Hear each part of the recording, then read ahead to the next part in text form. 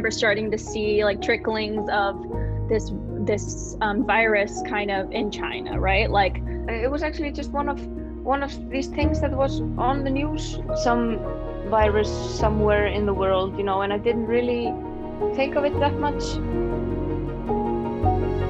And then, the month came, it was coming down to closer weeks, and we're like, okay, it's starting to get scary now.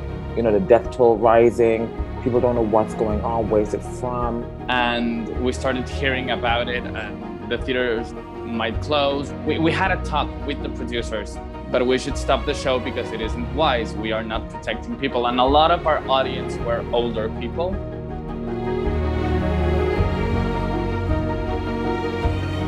Have a break for about 3 weeks, then we'd get back on tour. I really thought that's what it was going to be.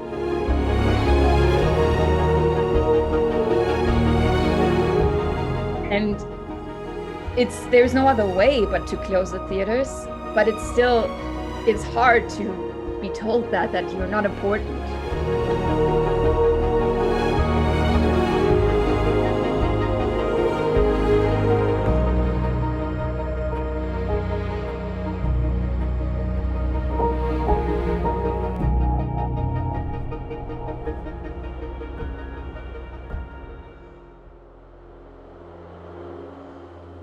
I don't remember exactly when was the first time. I remember it sort of started trickling down into the news, like there's this virus happening like across the world. I do remember it not being very, like it didn't seem like a threat at all. It was just like, oh, it's happening on the other side of the world. It shouldn't be a big thing. And if it does come here, we were just comparing it to the influenza virus that happened, I guess it was 10 years ago. I remember being in Hamilton. I think last Christmas, we were in Canada. So in a weird way, I felt safer. Not in a weird way. I blatantly felt safer in Canada because it's better. But I still didn't think anything of it, really. Yeah. We were holidaying in Jaipur when the news broke out that there is something, and people had started to panic. I remember even when we were at I was holidaying, and people were getting into a little bit of that zone. Okay, there's something out there that's unknown. People don't know what's going to happen. A month and a half before we closed, it was something on the news again. Not as big as you thought it was going to be. Something that's like, oh, okay, here we go again. The news always blows everything up. We don't know. And then because Lion King is such a tourist attraction in London, especially in the West End, we have a lot of people coming from those places that they said it was originated in, so we were panicked. And, people, again, because of fear, we don't know where it's from. So people started to panic because in the Lion King, we come to the audience a lot. It's very immersive. Everyone was maskless. You have people from Asian countries would wear masks. They usually do, from China, and, they would. But then as the weeks went on, you see more people with masks, more people with masks, more people with masks. I'm like, what is going on? And from a stage point of view, it's so scary. You see people, so you're like, what is happening? So then again, because we didn't know what was happening, it was your brain starts to formulate your own ideas, you don't know. We were in China at the time, actually. It was 2019, end of Jan. And I remember we started to see in the news, we were touring. So we were in China. We had spent some time there, a couple of months, like quite a long time in China. We started hearing about this virus that was breaking out, and like there's a lot of little things that go around in China. So to see someone in China with a mask on is not foreign. So during our stay there, some days we had to wear masks because the pollution in the air was just really bad. I think the strange thing was seeing everyone at the airport with a mask on, So anyway, we did that. We got to South Africa. None of us had the virus. We were all fine, and it was happy days. Well, we sort of you heard COVID was a thing in overseas, and in Australia, we've been very lucky with things like that. We were very lucky with the SARS pandemic. We've never had any trouble with diseases actually affecting the country that badly. But this hit us overnight, pretty much in around March, and we had two shows. One we were rehearsal for, which was Peter Pan, and we were also in pre-production for a Clockwork Orange, a play of Clockwork Orange at the time. So they immediately had to get cancelled. Actually, the coronavirus became a joke in the play I was doing, and it landed very well. Yeah, it landed. One of the actors came up with it one day, and it landed perfectly, and people laughed a lot. Like, it wasn't a big thing. It was just this joke, I guess. I had the contract for summer where I thought this would work out. It didn't. Like in May, they sent us the email that they had to cancel it, and they said that we're gonna postpone it to 2021. And I thought, all right, at least I have a job then. But then they sent us another like part of the contract, which said that if Corona stayed until then and the show had to be canceled again, that we would be okay with not getting any money. I think we got laid off, like work stopped on like March 13th, I want to say. It was a Saturday. Our company managers just talked to us. And you know, it's hilarious. They said, this is going to be 2 weeks, probably, maybe a month. Like, so people were like, should we just stay in Canada, or like, should we fly somewhere else? And like, they were like, just stay in Canada. This is not going to be very long. We literally popped bottles of champagne and we're like, woo, vacation. I mean, it's sad. People, you know, we just were so clueless as to what was happening. And then Tuesday we got the call / email stating that we're going to be off for 3 weeks.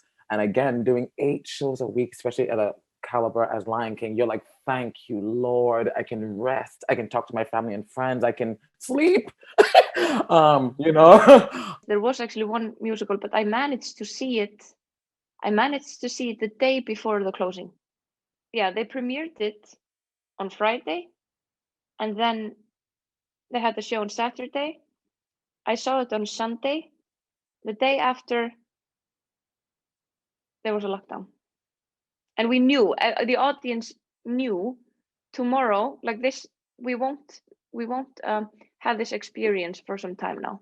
Like sitting really close to each other, like 550 people. Like from tomorrow, we're gonna be in our houses, like, and we don't know for how long.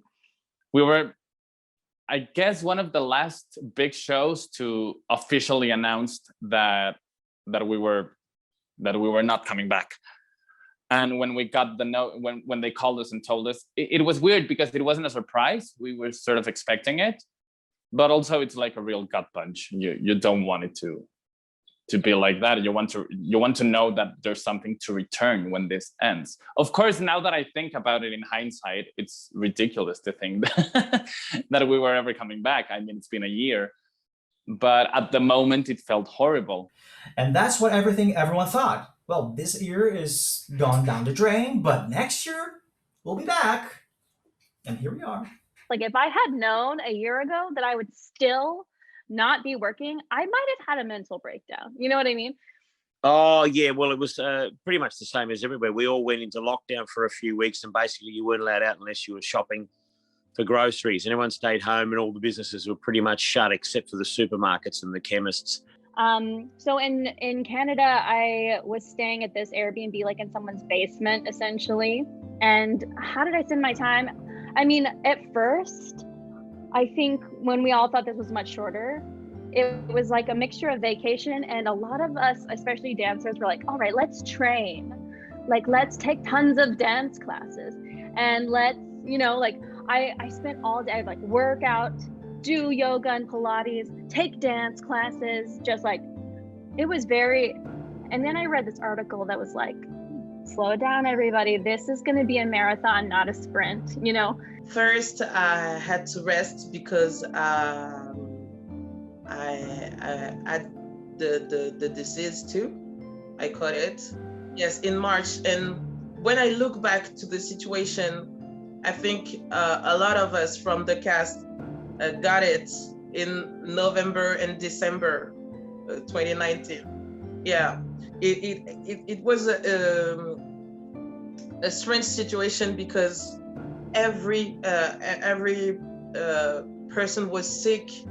They were gone during 2 weeks, and then they came back, and then 2 days later they go back home. Yeah. Nobody knew what it was. Everybody was like, "Oh, it's just the flu," or "Oh, you're just you're just tired," or Beginning it was all like, oh, we finally have some time for ourselves and do stuff, and then yeah, but there's only so much you can really do that's not feeling productive. At some point it all turned really, really bad, because once we realized this would take long, you feel like, I have to do something to not let this whole year pass by wasted, you know? And then I started doing teaching singing lessons, not only acting, but acting in a song, and then just simply singing classes, because I realized I could do it, which was something I didn't think I actually was capable of doing, and it was a good thing to find out. It was a very good thing, actually, because it changed my perspective of who I can be. I started baking bread, like a lot of people, and I started selling them. Like Pride, there's a bread here that's called a concha, so I did that, but with the rainbow Pride flag, and I started selling them, so that was fun. I learned how to knit carpets. I did that as well. I had a lot of free time. First, I just I put a podcast in my ear. I went to the store and I got paint, and I painted the walls. We struggled for a long time, but you know, because of being in the industry that I'm in, I mean, people in theatre and performing arts are generally positive people. They're really happy people. They're people that tend to adapt and be able to create things out of different adverse conditions. So, you know, you sort of try and look for the positives. And one of the positives was I got a lot of stuff done around the house while we were in lockdown, and spent a lot of quality time with the family. It was just good for me, who's busy all the time and constantly doing 17 different things a day. It was really good for me to literally just have a break.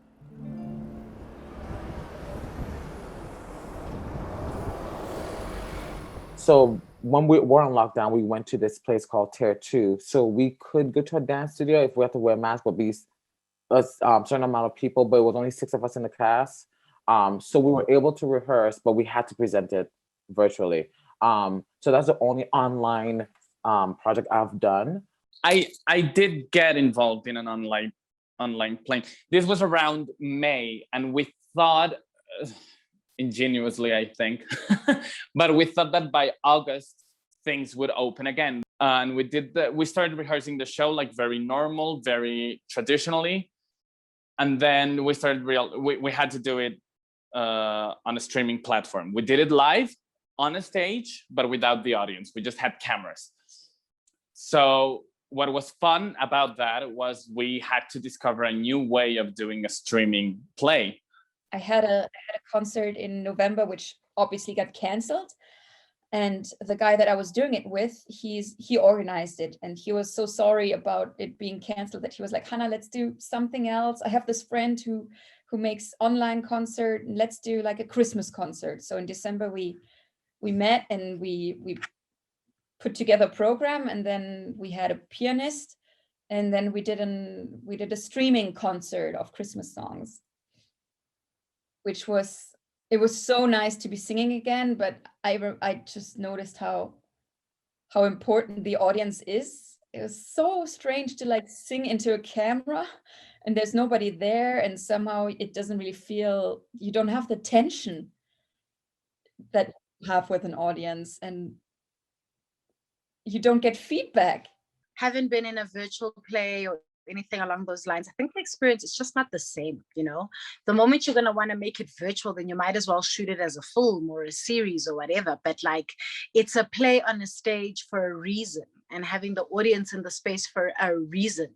That's the experience, you know. Like everyone, I started watching broadcasts of shows that had already been shot in theater with a live audience, which is one thing. And the whole other thing is theater made for the virtual world, which, in my opinion, is not theater, is something new. I am not a fan of recorded theater performances, to be honest. I'm not. Because I've not seen many theater performances that have been recorded in the correct manner. I know the bar is too high to speak of, but the only one that I've seen and I've liked is Hamilton. That performance again blew me away, and I was like, wow, theater can be recorded in this manner, and this is how it should be done. That's the first time I didn't feel like I should complain about a live theater performance. I mean, being able to stream stuff, and it's great. We got to see, you know, Hamilton when it got streamed, and all these other productions which was great for people who normally wouldn't get to see those. That was good, but it doesn't come up close, I don't think, to the live experience. There's something about live theater. It takes you to a whole different plane. You know, the music, the energy of the audience, the energy of the cast members, the way you literally leave your life behind when they close that door and the lights go down. Your life is you're in that play. I don't think the future of the theater is to be online, like, only, because the magic of the theater is being in the same place and like watching a show, and it's never going to be exactly the same, because it's like, it's not just something you repeat. It's a conversation with the audience. It's a conversation with the energy and the times we're living. And so we learned a lot about the language of theater through a different medium. As actors, we learned a lot because as theater actors, we're trained to perform at a certain level or volume of energy, you know? So you have to translate that to the camera, and all of that has its technicalities. So we learned a lot about that.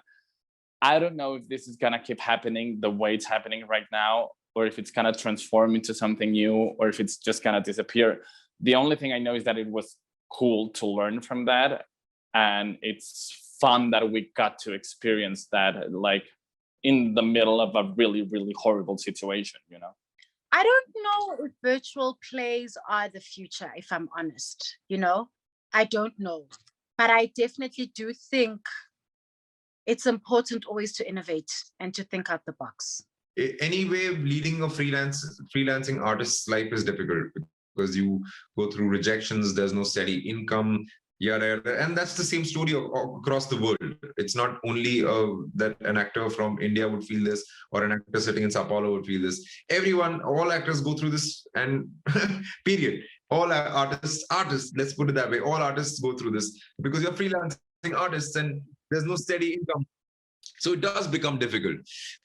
Quitting, no, I've never thought of quitting, but I've had a lot of people quit during this time.